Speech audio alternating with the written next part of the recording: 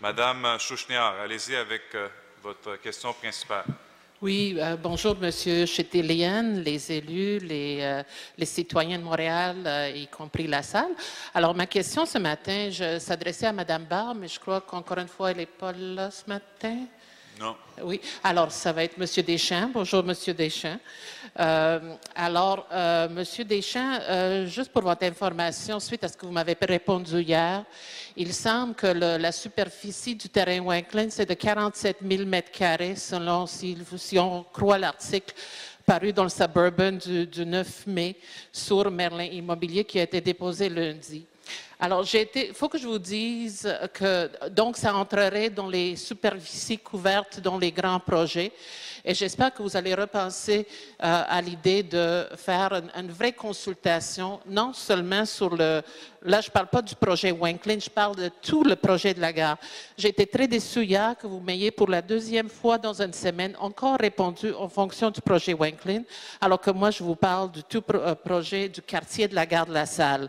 Alors, dans un document produit par la direction de l'aménagement urbain et des services aux entreprises de la Salle en avril 2011, qui s'intitule « Quartier de la gare de la Salle ». On y parle à la page 25 et il s'agit d'un document que tous les élus ont eu pour le vote du 20 décembre sur les changements au plan d'urbanisme pour permettre ce projet-là. Alors, on y lit, entre autres, qu'on va développer des terrains sous-utilisés le long de la Fleur pour des constructions résidentielles. On y lit. La question, s'il vous plaît, parce qu'on arrive à 2 minutes pour le Oui. Allez-y directement avec la question. Oui. Alors, Monsieur Deschamps, allez-vous faire consulter le public sur tout le projet du quartier de la gare de la Salle? Et je ne parle pas de la consultation du 6 septembre dernier où on a eu 15 minutes pour les citoyens. Merci. Monsieur Deschamps. D'abord, compte tenu du nombre de fois que vous êtes venu poser des questions, je pense qu'on a l'occasion d'échanger énormément comme citoyenne. Vous avez énormément d'informations. Et les documents auxquels vous référez viennent démontrer l'accès à l'information que les citoyens peuvent avoir dans ce dossier. Alors, je pense qu'on ne peut pas invoquer le fait que les citoyens n'ont pas d'informations dans ce cas. Deuxièmement, nous avons très clairement dit que nous avons une vision globale pour peut-être les 10-15 prochaines années. C'est au bénéfice des citoyens d'avoir des hubs. On a expliqué que c'est un TOD, un Transit Oriented Development, et c'est relié au transport en commun que nous voulons offrir à nos citoyens. Donc, je pense qu'il y a plein d'avantages pour les citoyens, contrairement à ce qui est toujours évoqué lors des questions ou des interventions.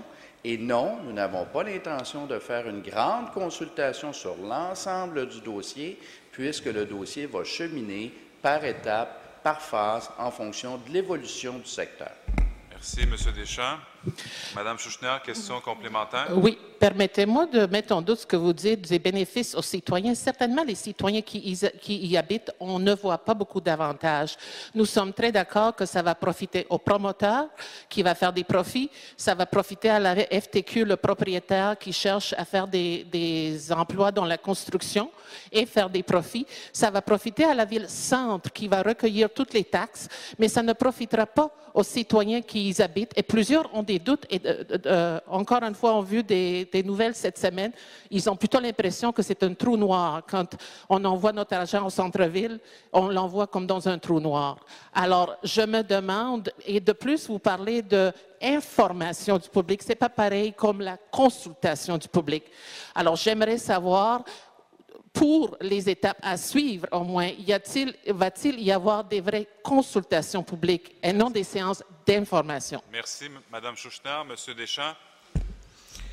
Alors, je crois, Mme Chouchniar, contrairement à vous, en tout respect, avec votre opinion, qu'il y a aussi des avantages par rapport à l'utilisation du transport en commun. Il y a des avantages sociétaux également parce que ça va favoriser éventuellement la diminution des gaz à effet de serre. Et d'autre part, plus on est capable de développer, plus on est capable de répartir les augmentations de taxes et de faire en sorte de les garder les plus basses possibles pour l'ensemble de la communauté. Donc, il y a des avantages à faire du développement, contrairement à l'opinion que vous exprimez, mais encore une fois, à tout respect. D'autre part, je pense qu'il y a eu information, il y a eu également, et c'est prévu dans la loi sur l'aménagement et l'urbanisme, la LAU, il y a des séances prévues dans la loi pour consulter le public et jamais à la salle nous ne nous sommes soustraits. Au contraire, nous avons toujours offert des soirées d'information en sus des soirées de consultation. Quant au trou noir, je peux vous dire que je travaille beaucoup avec mon collègue M. Applebaum et entre autres aussi avec M. De Souza pour faire en sorte de faire une saine gestion à la Ville de Montréal et je pense que vous ne pouvez pas argumenter sur ce fait-là.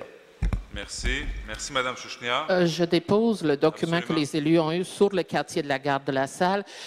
Puis Merci. il ne s'agit pas d'un TOD comme Mme Barbe a Merci, déjà Mme Chouchniak. Merci.